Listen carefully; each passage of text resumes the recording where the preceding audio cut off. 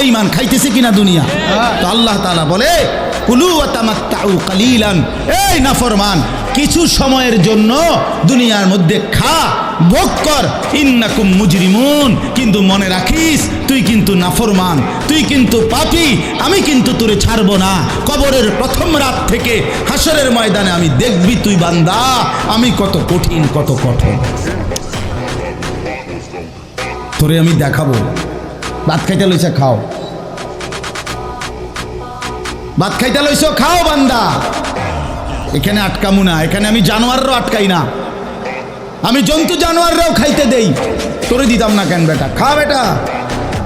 কিন্তু ইন্নাকুম মুজরিমুন, মনে রাখো 7টা বাজে নাস্তা করতে বসছো, আল্লাহ যেন ডাক দিয়ে বলে বেঈমান খা, ঠিক আছে নাস্তা, কিন্তু মনে রাখিস ফজরের নামাজ পড়স না, আমি হিসাব রাখছি।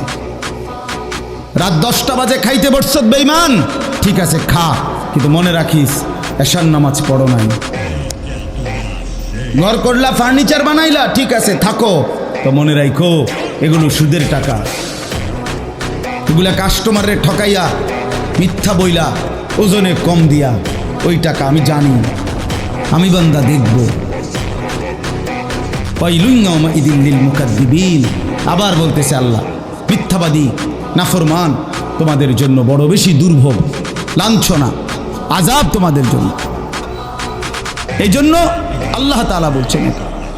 এরপরে আবার বলে দেখেন ওয়া ইযা কিলা লাহুমুর কাউ লা ইয়ারকাউন, এই ছেলেরা তোমরা সবাই শোনো, আল্লাহ তাআলা আবারও বলতেছে সমস্ত মিথ্যাবাদী নাফরমান তোমাদের জন্য হাসরের ময়দানে কেন লাঞ্ছনা হবে, এর প্রধান কারণ ওয়া ইযা কিলা লাহুমুর কাউ লা ইয়ারকাউন, যখনই বলা হতো নামাজ পড়তে, যখনই বলা হতো রুকু করতে, যখনই বলা হতো সেজদা দিতে, লা ইয়ারকাউন, আল্লাহ তাআলা বলেন সে রুকু করে না, সেজদা দেয় না, নামাজ পড়ে না, নামাজ পড়ে না।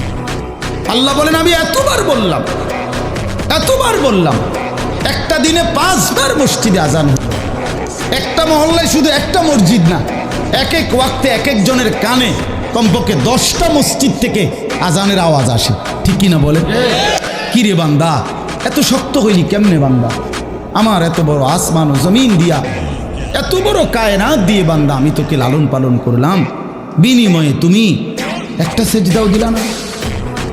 365 দিনে খোদার একটা বছর কোনো দিন ফজরের নামাজ পড়লা না, এ কেমন জিন্দিগি বাপ? এত এত কঠিন মানুষ কেমনে হয়, এত পাষাণ মুসলমান কেমনে হয় বাপ বলেন? আর কতগুলো কথা বললে বলেন। এই জন্য নওজোয়ান আমার অনুরোধ রইল, নওজোয়ান নিজেরে বরবাদ করে দিও না বাপ, নিজেরে শেষ করে দিও না, নষ্ট করে দিও না, কষ্ট পাইবা বাপ। একদিন কবরে তোমার 14 গোষ্ঠীর কেউ থাকবে না, একদিন হাসরের ময়দানে তোমার পাশে কেউ থাকবে না, তুমি শুধুই একা।